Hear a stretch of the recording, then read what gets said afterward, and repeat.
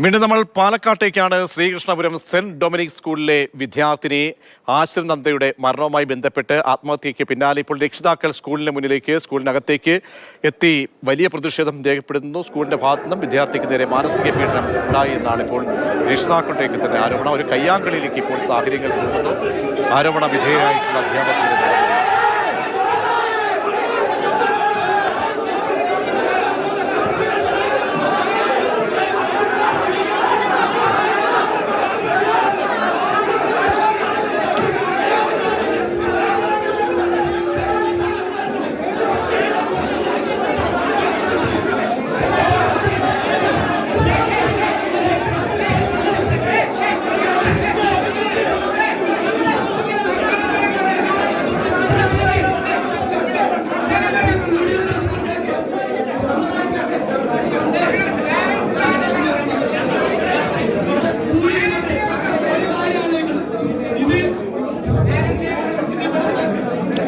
സംഘർഷാവസ്ഥയിലേക്ക് ഇപ്പോൾ അവിടെ കാര്യങ്ങൾ എത്തിച്ചേർന്നു എന്നാണ് മനസ്സിലാക്കുന്നത്.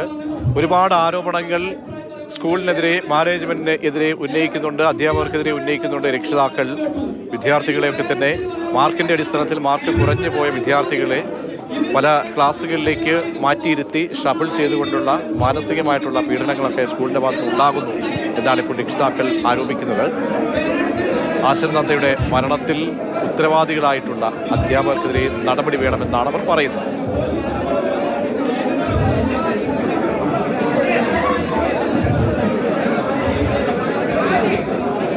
ഗൂഗിളുണ്ട് അവിടെ.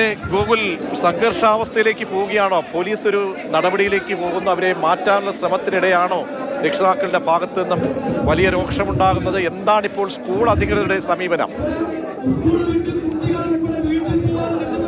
അതായത് സ്കൂൾ അധികൃതർ പറയുന്നത്, അല്ലെങ്കിൽ സ്കൂൾ അധികൃതർ നേരത്തെ വ്യക്തമാക്കിയതുപോലെ ഇത്തരത്തിൽ ക്ലാസ് ഷഫ്ലിംഗ് മാർക്കിൻ്റെ അടിസ്ഥാനത്തിൽ മാത്രമായിരുന്നില്ല, മറ്റ് പല മാർക്കിൻ്റെ അടിസ്ഥാനത്തിൽ മറ്റ് പല കാര്യങ്ങൾ കൂടി ആയിരുന്നു എന്നുള്ളതാണ്. ഇപ്പോൾ എന്താണ് നിങ്ങളുടെ രക്ഷിതാക്കളുടെ എന്താണ് ഇപ്പോൾ പറയുന്നത്? ഇപ്പൊ ഇവരെ ഭാഗത്തുനിന്ന് പാവപ്പെട്ട കുട്ടികളെ ഒരു വിദ്യാഭ്യാസ വകുപ്പിനും കീഴിലില്ലാത്ത പഠനത്തിന്റെ പേരിൽ മാറ്റി നിർത്തുന്ന സമീപനമാണ് ഈ മാനേജ്മെന്റ് ഭാഗത്തുള്ളത്.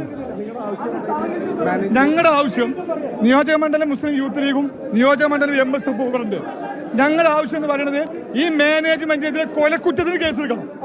കാരണം വിദ്യാഭ്യാസ വകുപ്പിൽ ഇല്ലാത്ത ഒരു സംവിധാനമാണ് ഈ സ്കൂളിൽ നടന്നു പോകുന്നത്. മാനേജ്മെന്റിനെതിരെ കേസെടുക്കണം. ഇവരെ മാനേജ്മെന്റിനെതിരെ കേസെടുക്കണം. വിദ്യാഭ്യാസ വകുപ്പിൽ ഇല്ലാത്ത ഈ പഠനത്തിന്റെ അടിസ്ഥാനത്തിൽ മാറ്റി നിർത്തുന്ന സംവിധാനം ഇവിടെ സംവിധാനിക്കാൻ പറ്റില്ല. ഇവിടെ പറയുന്ന ഒരു ടീച്ചർ കുട്ടികളെ ചവിട്ടുക വരെ പറയുന്നുണ്ടായി. കുട്ടികളെ സ്റ്റെല്ല എന്ന് പറയുന്ന ആ ടീച്ചർ മാത്രമല്ല, മുഴുവൻ ടീച്ചർമാരെയും മുഴുവൻ മാനേജ്മെന്റിനെയും സസ്പെൻഡ് ചെയ്യണം, ഇവിടെ ഒഴിവാക്കണം. മാനേജ്മെന്റിനെതിരെ നടപടി വേണം, അവർക്കെതിരെ ഇതിലുള്ള വകുപ്പുകൾ ചുമത്തി കേസെടുക്കണം എന്നടക്കമുള്ള കാര്യങ്ങളിലൂടെ വരുന്ന പൊതുപ്രവർത്തകരും അതോടൊപ്പം തന്നെ രക്ഷിതാക്കളും ഒക്കെ ആവശ്യപ്പെടുന്നുണ്ട്. അതോടൊപ്പം തന്നെ ഒരു പൂർണ്ണമായ ഒരു അഴിച്ചുപണി സ്കൂളിന്റെ കാര്യത്തിൽ അത്യാവശ്യമാണ്. അധ്യാപകർ അതോടൊപ്പം തന്നെ പ്രിൻസിപ്പാൾ അടക്കമുള്ള സംവിധാനങ്ങളിൽ പൂർണ്ണമായൊരു അഴിച്ചുപണി നടത്തണം എന്നുള്ളതും ഈ രക്ഷിതാക്കളുടെ ഭാഗത്തു നിന്നും പറയുന്ന ഒരു കാര്യമാണ്. ഇപ്പോൾ ആ സംഘർഷത്തിന് അല്പം അയവ് വരികയാണ്. ഇപ്പോൾ പ്രശ്നങ്ങൾ പരിഹരിച്ച് പോലീസ് ഇടപെട്ട് പ്രശ്നമൊന്ന് എന്തുറപ്പാണ് അങ്ങനെയൊക്കെ നൽകിയിരിക്കുന്നത്? ഗൂഗിൾ എന്തുറപ്പാണ് മാനേജ്മെന്റ് ഭാഗത്ത് നിന്ന് അനൗൺസ്മെന്റ് ഒക്കെ വരുന്നുണ്ടല്ലോ. 8ാം ക്ലാസ് തോറ്റ കുട്ടി, 9ാം ക്ലാസ് തോറ്റ കുട്ടി എങ്ങനെ ബാക്കിലിരിക്കുക? കേരളത്തിൽ അങ്ങനെ നിയമമുണ്ട്, അവിടെ ഈ സ്കൂളിൽ അങ്ങനെ നിയമമുണ്ട് എന്നാ പറഞ്ഞത്. വിദ്യാർത്ഥികൾ പോലീസിന് മുന്നിൽ നൽകിയ മൊഴിയാണത്. അതിന്റെ അടിസ്ഥാനത്തിൽ ഇവിടുത്തെ മാനേജ്മെന്റിനെതിരായിട്ട്, ഇവിടുത്തെ പ്രിൻസിപ്പാൾക്കെതിരായിട്ട് മുഴുവൻ ആളുകൾക്കും ബാലാവകാശ നിയമപ്രകാരം കേസെടുത്ത് ആ കേസ് FIR രജിസ്റ്റർ ചെയ്യാതെ ഞങ്ങൾ സമരം അവസാനിപ്പിക്കില്ല. അതായത് ഇപ്പോൾ പ്രതിഷേധമായിട്ട് തന്നെ മുന്നോട്ട് പോവുകയാണ്. അതേസമയം തന്നെ രക്ഷിതാക്കൾ തങ്ങൾക്ക് പറയാനുള്ള കാര്യങ്ങൾ എന്തെല്ലാമാണ് പറയാനുള്ളത് തുടങ്ങിയ കാര്യങ്ങൾ പറയുകയാണ്. അവർ ഈ ചർച്ച എന്തൊക്കെയാണ് സാഹചര്യങ്ങൾ, ഇവിടുത്തെ വിദ്യാർത്ഥികളുടെ സാഹചര്യങ്ങളൊക്കെ തന്നെ രക്ഷിതാക്കൾ ഇപ്പോൾ വ്യക്തമാക്കുകയാണ്. അങ്ങനെയുള്ളൊരു ഒരു രീതിയിലേക്കാണ് ഇപ്പോൾ ഈ കാര്യങ്ങൾ നീങ്ങുന്നത്. സ്ഥിതി ശാന്തമാകുന്നുണ്ടോ ഗോകുൽ? മാനേജ്മെന്റിന്റെ ഭാഗത്ത് നിന്ന് എന്താണ് അറിയിപ്പായിട്ട് അവർ നൽകുന്നത്? നേരത്തെ അവിടെ അനൗൺസ്മെന്റ് നടത്തുന്നുണ്ടല്ലോ, അതിനുശേഷമാണ് സ്ഥിതി ശാന്തമാകുന്നത് എന്നാണ് മനസ്സിലാക്കുന്നത്. അപ്പോൾ നടപടിയോ അല്ലെങ്കിൽ അന്വേഷണമോ മറ്റെന്തെങ്കിലും അറിയിപ്പായി നൽകിയോ അവർക്ക്?